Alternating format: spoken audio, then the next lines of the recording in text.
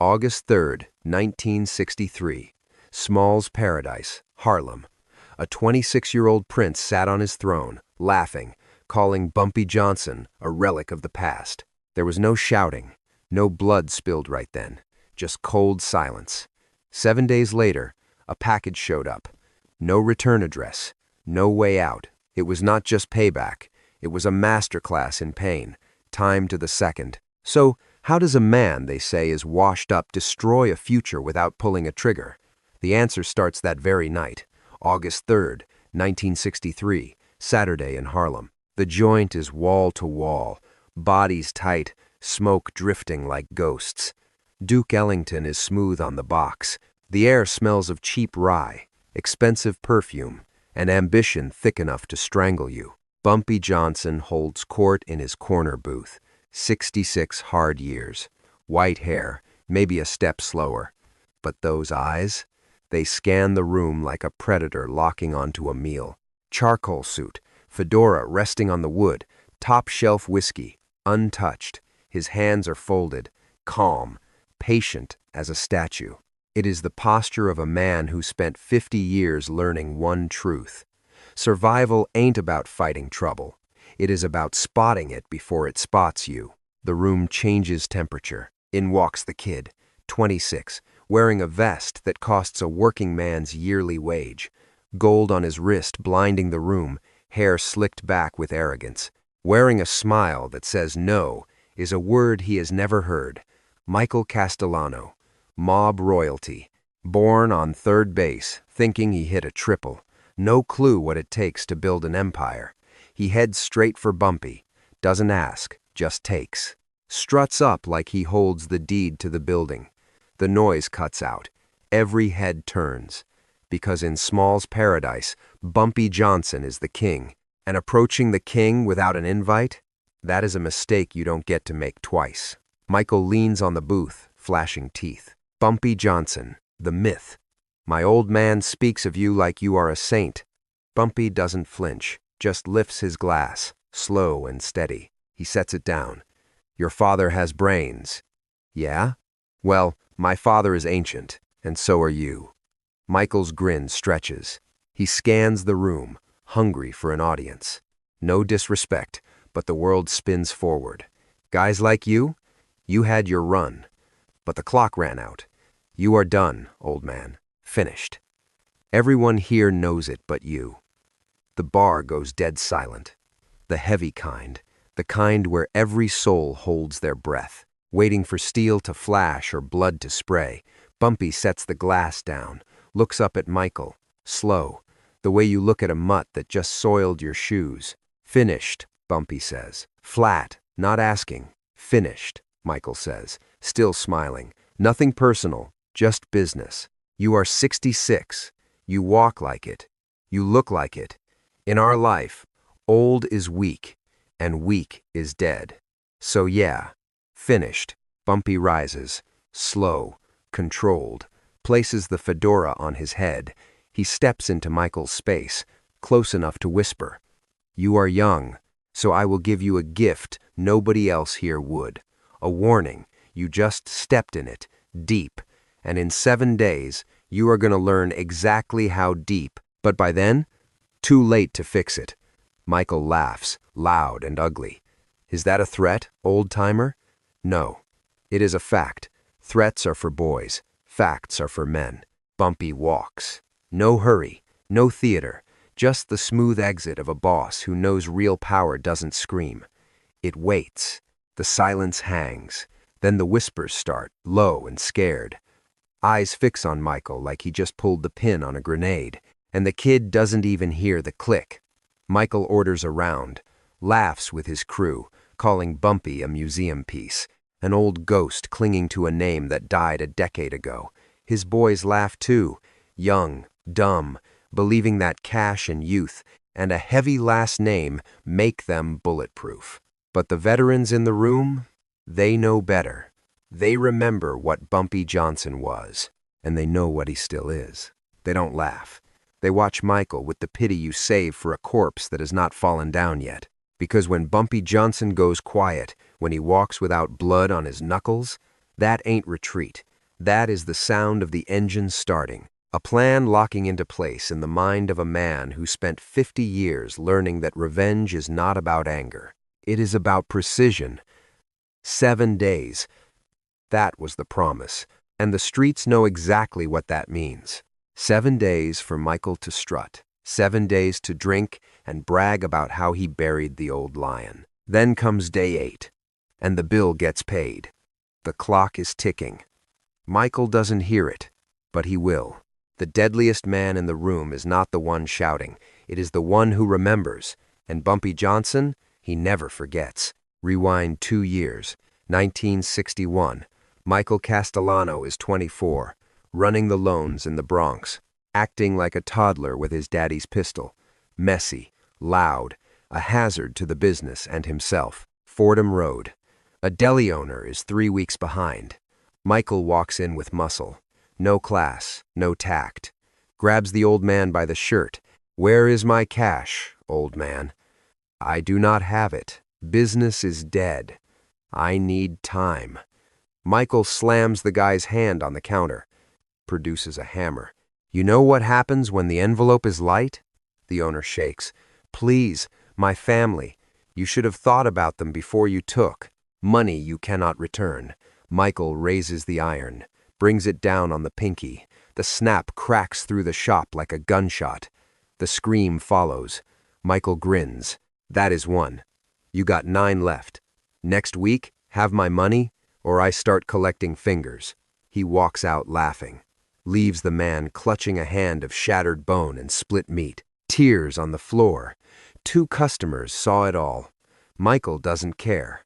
Why should he? His name is Castellano. He thinks he is untouchable. But what Michael missed. One of those witnesses sweeps hair in a shop 3 blocks from Smalls. And that shop is the wire service of Harlem.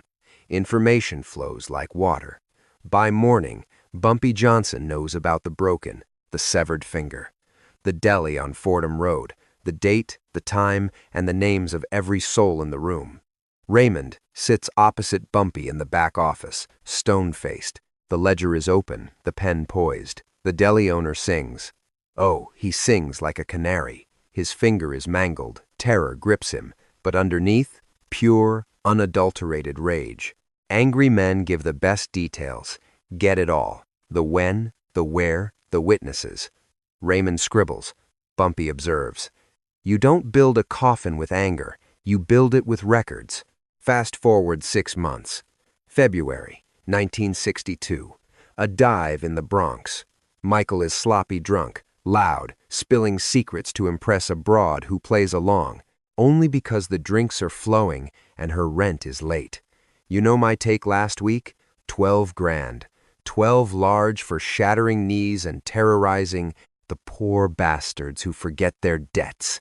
The girl giggles, a sharp, fake sound. "You are so bad," she coos. "Bad? Sweetheart, I am untouchable. You know who my father is? Paul Castellano. You know the weight of that name? It means I own this city, and nobody can check me." 3 stools down, a shadow nurses a beer. Eyes forward, ears open, memorizing every slip of the tongue. The next morning, he sits in Bumpy's office, reciting the script. This time, Bumpy holds the pen. His hand, his ink, date, place, the exact words, the witness. He slides it into a folder that grows fatter by the month. Michael Castellano, born 1937, son of Paul, loan sharking, extortion, assault. The file reads like a one-way ticket to the penitentiary, but the kid has never seen the inside of a cage. His surname is Armor, and the badges look the other way. Funny. But Bumpy plays the long game. He doesn't need the law. He needs cold, hard facts, stacking up like dry wood, awaiting a spark. March 1963. A jewelry joint in Brooklyn. The owner stands tall, refuses the shakedown. He pays the local crew. He isn't paying twice. Michael takes that as an insult. He returns at 3 in the morning. armed with gasoline and malice. By sunrise, the store is nothing but a blackened skeleton. The man lost it all. His stock, his future, his nest egg. He collapses on the curb, weeping into his hands, while the hoses wash away his life. A fireman recovers the can in the alley. Clean of prints, sure, but 3 pairs of eyes spotted Michael's car parked across the street, an hour before the blaze. By noon, Bumpy has their names. Into the ledger it goes. Arson, March 15th, 1963.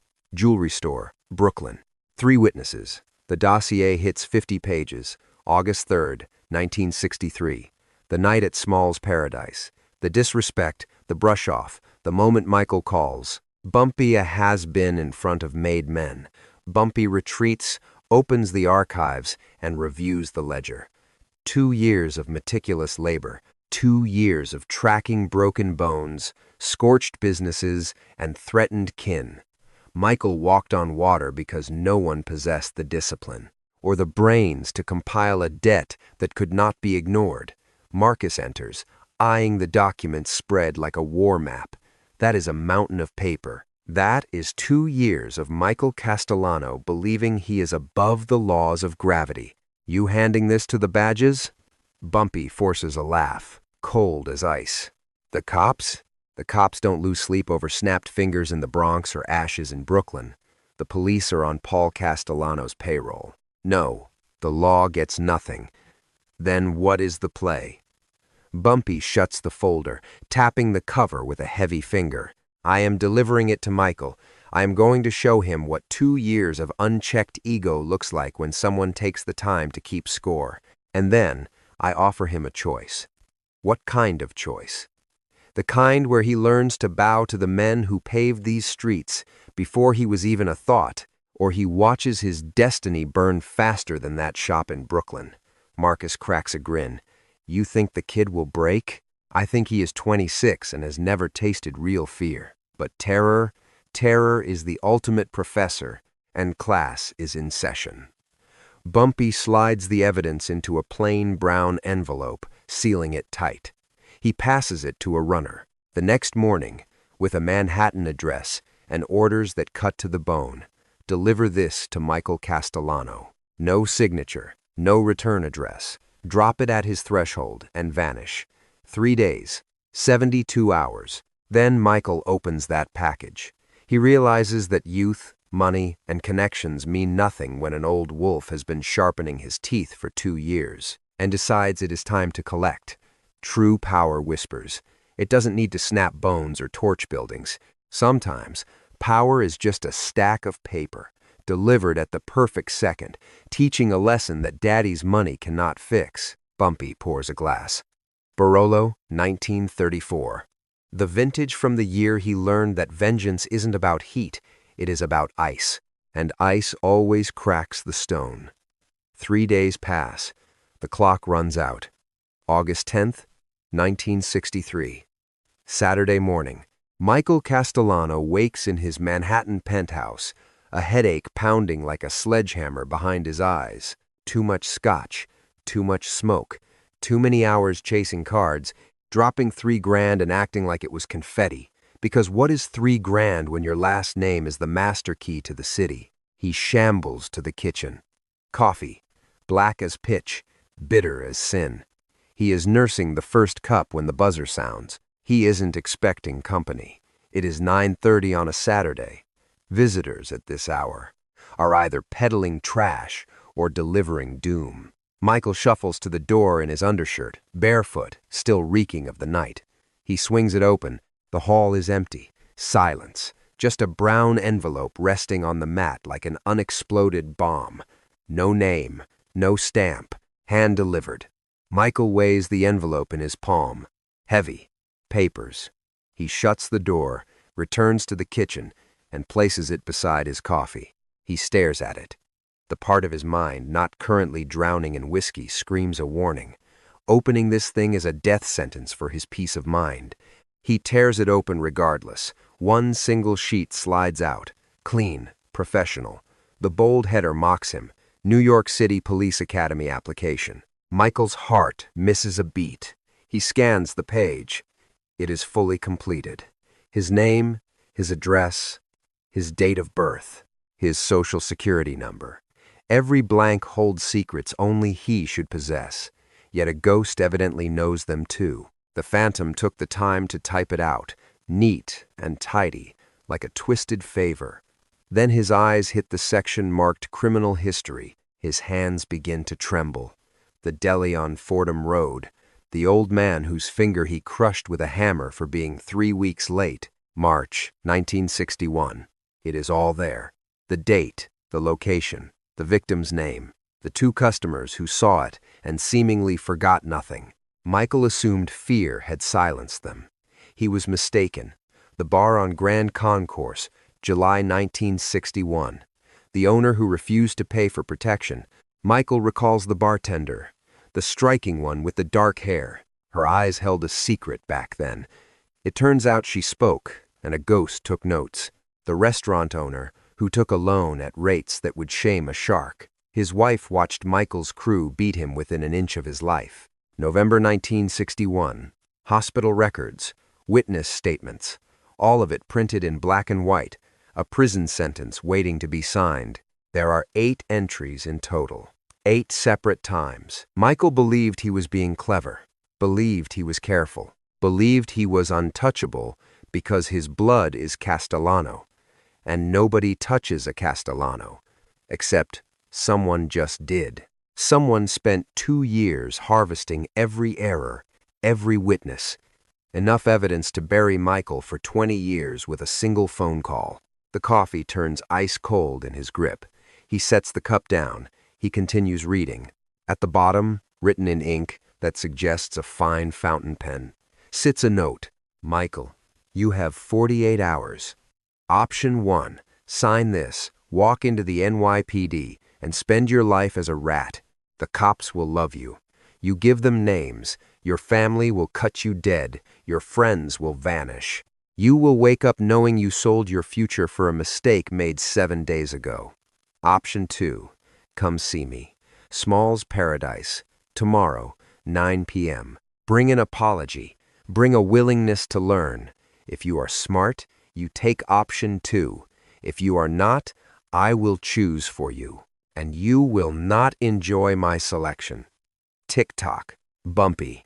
Michael reads it 3 times. The words strike heavier with each pass. He is not a fool. He recognizes a checkmate. This man spent 2 years constructing a cage. Michael walked in blind, mouth running, ego so swollen he missed the obvious. He did not see the noose until it was tight enough to choke him. He stands. He paces the floor. He tries to think. There must be an exit. There is always an angle if you are sharp enough. But this time, the walls are solid. He could sign, turn himself in, become a snitch. But the instant he does, his father knows. The family knows. Being a rat in the Castellano house, it is not just the end of a career. It is how you end up in an alley, throat slit, tongue pulled through the gash. A bloody message to silence others. He could ignore the letter, trash it, pretend life is normal, but that is suicide too. Ignore this, and Bumpy mails the file to the police himself. Michael goes to the cage without even a chance to fight for his freedom. He could run to his father, let Paul Castellano handle the mess, but that requires a confession, admitting Michael has been sloppy, that he left trails everywhere, that he ran his business like a rank amateur. Paul Castellano has 0 tolerance for amateurs, even his own blood, especially his own blood. Failure stains the family name. He could run, leave the city, vanish, start fresh. But only cowards run. If Michael runs, the street knows. In this life, being a coward is a fate worse than death. The dead rest, but a coward's shame lives forever. Michael sinks back into the chair. Silence, save for the wall clock. Tick, tick, tick. The sound grows deafening. His mind drifts to that night at Small's Paradise, strutting to Bumpy's table like a king, calling the old man a relic. Dead weight. Bumpy just watched him with cold, patient eyes and said, 7 days. Exactly 1 week later, Bumpy delivers a lesson. No money, no connections, and no amount of swagger can fix this. Michael grabs the phone, slams it down, grabs it again. There is nobody to call. There are no words. How does he explain he was outplayed by a 66-year-old man he dismissed as history? He stares at the paper. He reads the ink one last time. Tick-tock. 2 simple words, enough to break a smug 26-year-old into a terrified child. He finally realizes the world gives a damn about his last name when a smarter man holds every single card. The sudden ring cuts through the silence like a knife. Michael flinches, staring at the device. He lets it scream 3 times before grabbing the receiver. Talk. Michael, it's Tony. Tony. A loyal soldier in his ranks. For 2 years, this man has broken legs and collected blood money without ever asking a single damn question. What do you want? You good, boss? You sound off. I'm fine. State your business. Just checking orders. The hit in Queens today. We still green? Michael's eyes drift to the damning file on the table. He contemplates adding another sin to the ledger. Another witness? Another sloppy mistake? No. Kill the job. Kill it? But why? Because I gave an order. Tell the crew to stand down. Dead air hangs on the line. Tony's voice drops, thick with suspicion. Is there heat? No heat. Just do as you're told. Michael slams the receiver down, ending the call. His gaze locks onto the envelope. 48 hours was the deadline. 46 remain. Now 45. Time marches on without mercy, every second dragging Michael Castellano closer to the precipice. He must decide if he possesses the intellect to swallow his massive ego, to learn from the elder who spent 2 years crafting a lesson etched in stone, or if he is foolish enough to ignore the writing on the wall and discover the horror unleashed when Bumpy Johnson loses his patience. When every escape route is sealed, intelligence becomes the only key to survival. Right now, Michael prays he has enough wit to turn that key before time expires. He arrives at Small's Paradise, draped in an $800 suit, but wearing a face haunted by 2 days of insomnia. Sleep is a luxury he lost the moment he spent 48 hours staring at his own death warrant, a document chronicling every error, forcing him to wonder if his life is about to crumble like a skyscraper built on rotting pillars. He steps through the entrance. The joint is packed. Sunday jazz fills the air, mixing with the clinking of glasses and low murmurs. Life unfolds between the heavy bass line and thick cigarette smoke. Michael scans for Bumpy. Nothing. A bartender subtly jerks his chin toward the back. Michael moves in that direction, heavy-footed, like a man walking the Green Mile to his execution. A narrow hallway appears. A single closed door awaits at the end. He pauses before it, raising a hand to knock. The door swings open before his knuckles graze the wood. A massive silhouette blocks the path, silent as a grave. The type of enforcer whose mere presence screams violence without a word. Wait here. The mountain of a man slams the door shut. Michael is left standing in the corridor, isolated. He checks his Rolex. 9:05. He waits. 9:15. 9:20. 9:30.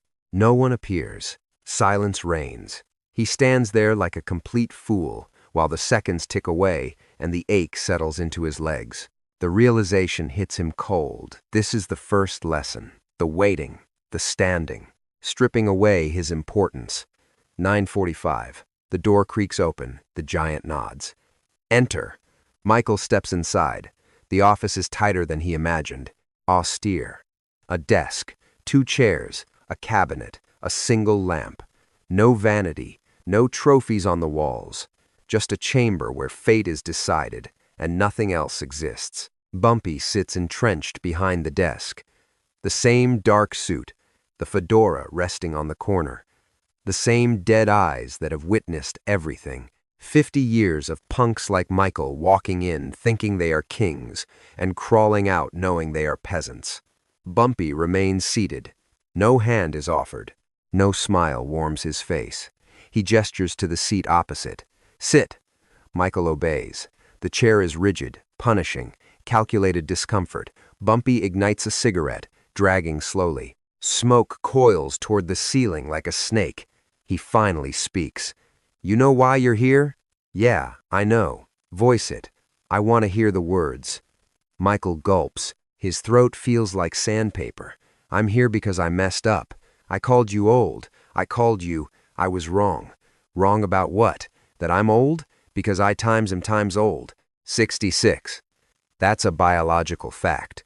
Or were you wrong about me being washed up?" "I was wrong about you being finished." "Why?" "Because you spent 2 years compiling a file that could bury me in a federal cell for 20 years to life, and I never even felt your eyes on me." Bumpy nods. "Good. At least you aren't entirely brain dead. You're just mostly stupid, which implies there's a glimmer of hope." He reclines, tapping ash into the crystal tray with deliberate precision. "You want to understand power, Michael. True power, not the scraps you inherited from your daddy, not the kind bought with cash or hollow threats. Real power." Michael remains silent, waiting. Power is intelligence. Power is patience. Power is knowing some punk kid is going to disrespect you in a packed lounge, and instead of shattering his jaw, you smile and walk away, because you've been harvesting his secrets for 2 long years. And the true punishment isn't violence. It's terror. It's forcing him to realize that everything he believed was secure is actually vulnerable. Everything he thought was buried is documented. And the only reason he draws breath as a free man is because you haven't decided if he's worth the effort to destroy. Bumpy leans in, elbows planting on the wood, eyes drilling into Michael. "You called me finished, yet here you are in my domain, sweating through that high-priced silk, wondering if I'll mail that file to the feds, hand it to your father, or just let it rot in a drawer, kept as insurance, in case you ever decide to get stupid again. That doesn't sound like finished to me. That sounds like I'm just getting started." Michael's jaw clenches tight. He wants to fight back, to defend his pride. But the fortress is gone. Bumpy holds all the cards. "What is your price?" "My price? I don't want your cash. I don't want your turf. I don't want a single thing you possess. Because everything you have, you took from someone else's hand. What I want is to teach you a lesson on respect, on consequences, on the abyss between being born into power and actually earning the crown." Bumpy slides a drawer open, retrieving the dossier. The nightmare Michael has stared at for 2 days. He places it on the desk like a loaded gun.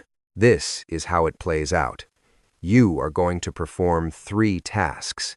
If you complete them, this file vanishes into smoke. If you refuse, I make 1 call. By dawn, you'll be in a cage waiting for a public defender. Your father will cut you loose before he lets a rat drag the Castellano name through the gutter." Michael nods, defeated. "Name the 3 things." "Requirement number 1. You apologize. Publicly. In this bar, the exact spot where you disrespected me. Saturday night. Stand tall. Face the crowd. Admit your mistake, loud enough for the back row to hear. And kid, you better sound like you mean it. If I smell a lie, I will know. The deal dies instantly. Understood? Good. Requirement number 2. Your family wires $50,000 to a Harlem charity. Not your pocket change. Your father's money. He needs to know the cost of his son's screw-up. Real cash. Gone forever. Money flowing to the very people your old man looks down on. That is the tax. The price tag for your ego." Michael flushes crimson. 50 large? My pop will explode. Then explain it carefully, or he might just bury you himself. Not my headache. Now, requirement number 3.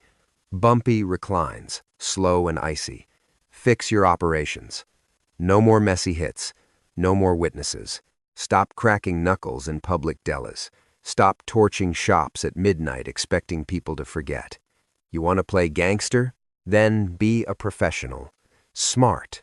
Careful. Be a ghost who leaves no tracks, Because if I catch wind of another slip-up, if you get sloppy again, this file goes to your boss, not the police.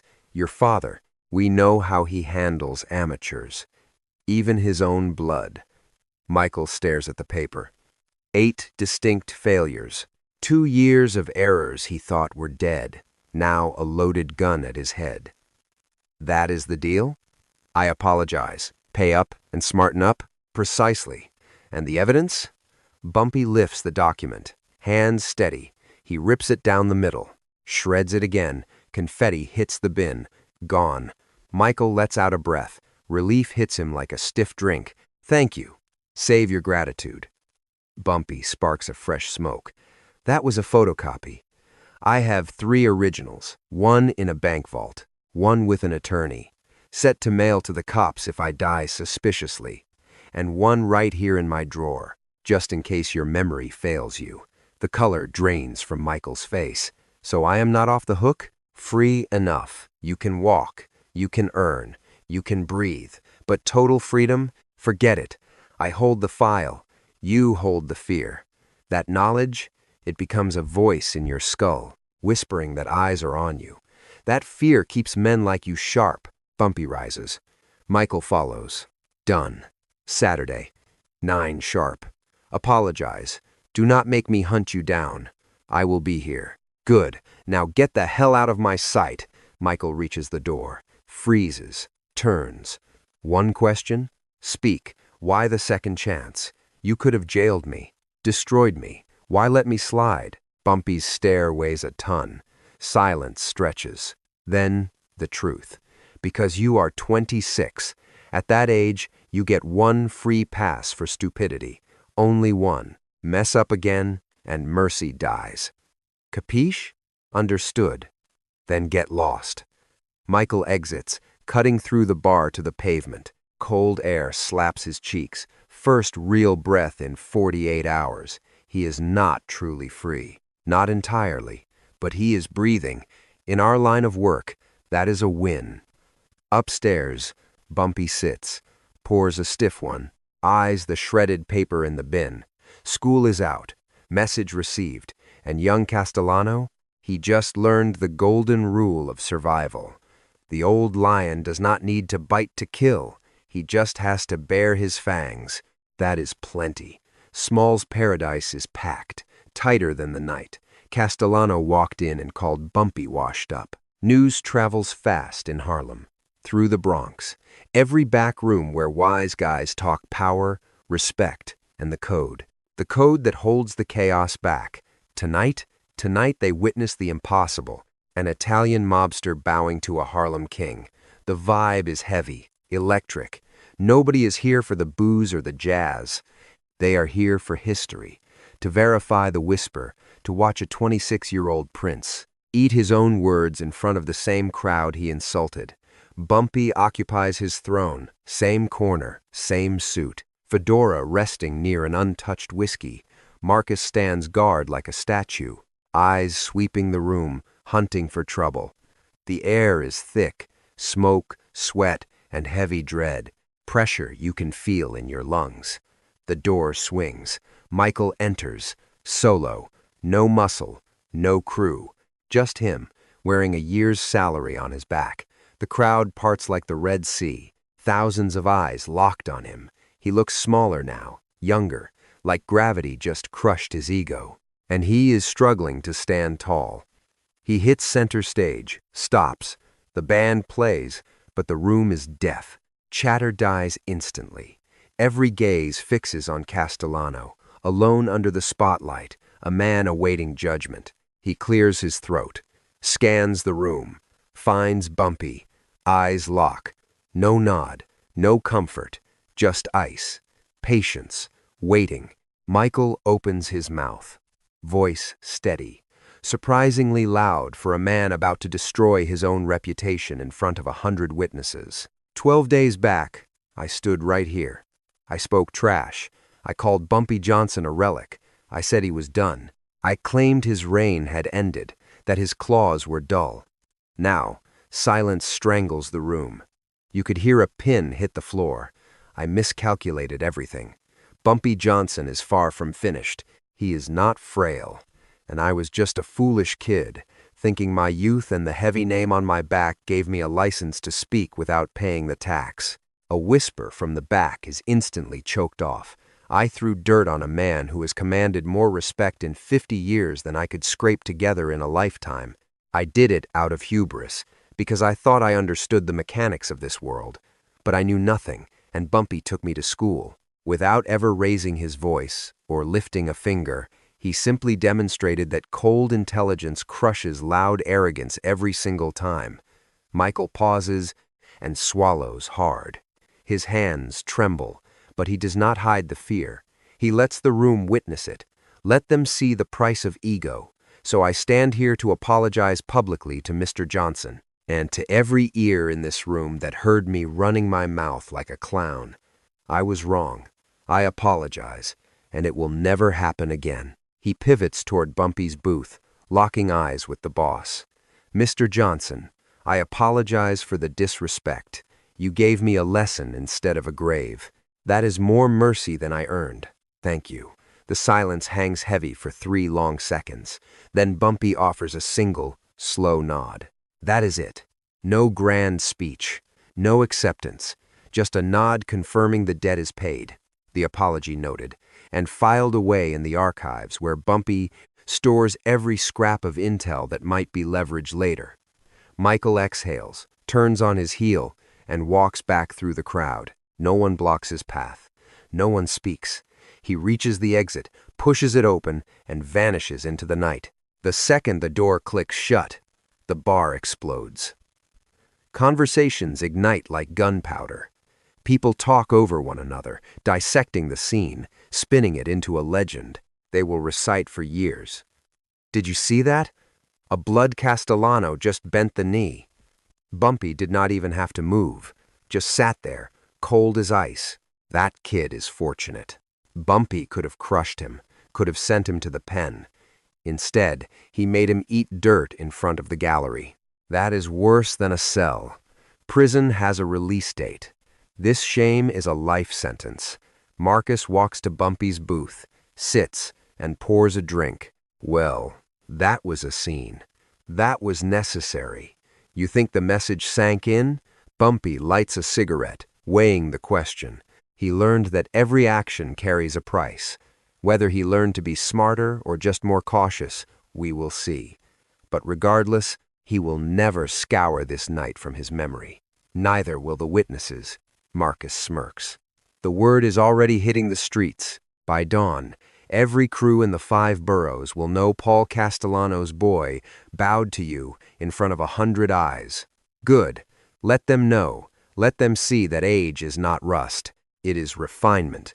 And experience is the deadliest weapon a man can hold, because it teaches you how to win without throwing a punch. The next morning, a runner drops an envelope at a Harlem community center. Inside sits a cashier's check for $50,000. No note, no logic, just the cash. The director calls Bumpy, asking if he has intel on this. I know it is a donation from a family that just learned the cost of doing business. Should I send a thank you note? No. They know the debt is settled. That is enough. Put the money to work. New gear for the youth. Scholarships for the needy. Repairs for buildings that have been rotting for a decade. And whenever someone asks about the source, the answer is static. A donation. Anonymous. But everyone in Harlem knows the score. Everyone knows. 50 grand is the tax Michael Castellano paid for calling Bumpy Johnson a relic. Within a week, the tale bleeds past Harlem. It sweeps through the underworld like a plague, infecting every sit-down in every joint where men discuss power and honor, and how to stay above ground in a life where most do not see 30. You hear about the Castellano kid? Yeah. Bumpy forced a public apology. Not just words made him drop 50 large on Harlem. Jesus, that is cold. That is chess. Bumpy did not break a bone or spill a drop, just made the kid realize that youth and wealth do not make you a god. It means you are a mark until someone schools you. The scales of power shift silently. No press, no noise. But the outfits operating near Harlem suddenly tread with heavy respect. They stop treating the neighborhood like open season. They start seeking clearance before moving product or collecting on the street, because the decree is clear. Bumpy Johnson is not done. He is exactly where he has always been, at the summit, watching, waiting, ready to educate the next fool who thinks gray hair means slow hands. Michael Castellano returns to his life, to his grind. But the boy is changed, more cautious, more tactical. He stops leaving loose ends, stops making sloppy errors, stops bragging in lounges about his take or his violence. He becomes the operator his father tried to mold. Silent, efficient, sharp. And every time he considers cutting a corner or getting slack, he recalls that night at Small's Paradise. Remembers standing solo under the spotlight. Remembers Bumpy's flat, patient shark eyes. Remembers the curriculum. Order does not require blood, it requires discipline. And discipline is the wall between men who survive and men who vanish. The lesson was never solely for Michael. It was for every young punk in every city who thinks a bloodline or a heavy wallet makes them bulletproof. It was for the heirs who mistake inheritance for intellect, for anyone who looks at an elder and sees rust instead of 50 years of warfare. Michael never slipped again. He went back to the Bronx, but he moved like a ghost. The kid got cleaner, smarter. He stopped leaving loose ends, no more running his mouth in gin mills about the scores he settled. He finally became the professional his old man always demanded. Every time he mapped out a hit, his mind drifted back to Small's Paradise. He remembered how Bumpy cut him down to size without shouting. After that, the Castellano crew steered clear of Harlem. It wasn't fear. It was business sense. They knew some turf belongs to men who paid for it in blood and sweat. You reach for what isn't yours. You learn a lesson that puts you in the ground. Bumpy didn't take land that night. He didn't take cash. He didn't add 1 inch of concrete to his kingdom. He took something heavier. Respect. The kind you get when folks know you aren't just dangerous because you break legs. You're dangerous because you can bury them without lifting a finger. You take their safety and turn it into a noose. You make them beg on their knees in front of the whole family. And they thank you for the mercy. July 7th, 1968. Bumpy Johnson's heart finally gives out in Harlem. He clocks out at 68. The send-off is standing room only. The whole city turns out to pay tribute. Wise guys, badges, councilmen, community pillars, people who loved the man, people who were terrified of him. They knew the world lost a player who knew the game better than anybody else. Michael Castellano doesn't show his face. That would be crossing a line. But he sends a wreath, top shelf. The card has 2 words on it. Thank you. Michael finally gets what he missed at 26. Bumpy could have ended him, could have caged him, could have handed that envelope to his father. He could have watched Paul Castellano cut his own son loose for being sloppy, but Bumpy schooled him instead, gave him room to grow up. That hard lesson kept Michael breathing. The world keeps spinning. New blood steps up. Kids with heaters and big dreams, but no respect for the past. They make the same errors Michael did. They see gray hair and think the streets are theirs for the taking. Most find out too late that being young isn't power. Youth is just a mistake waiting for a correction. But sometimes someone tells the tale. In a speakeasy, in a back office, over a glass of scotch, when the hour is late and the talk turns to giants. They discuss the night Bumpy Johnson made a Castellano bend the knee.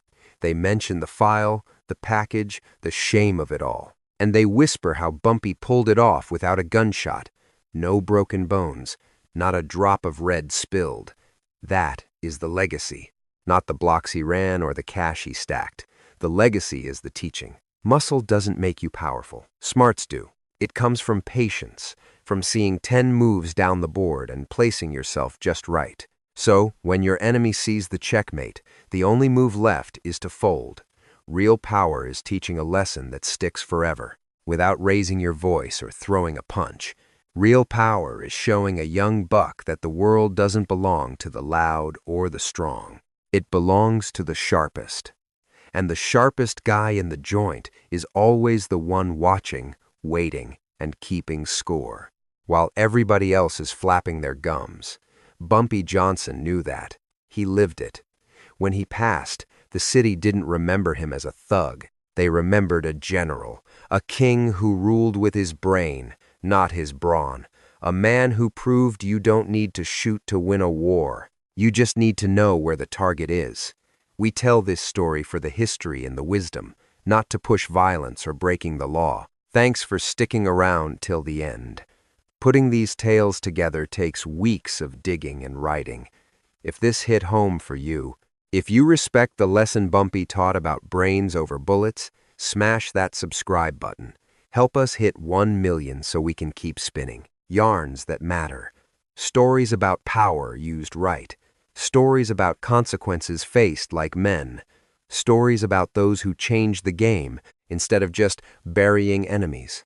Next video is coming down the pipe. Until then, remember, real power isn't what you break, it's what you build.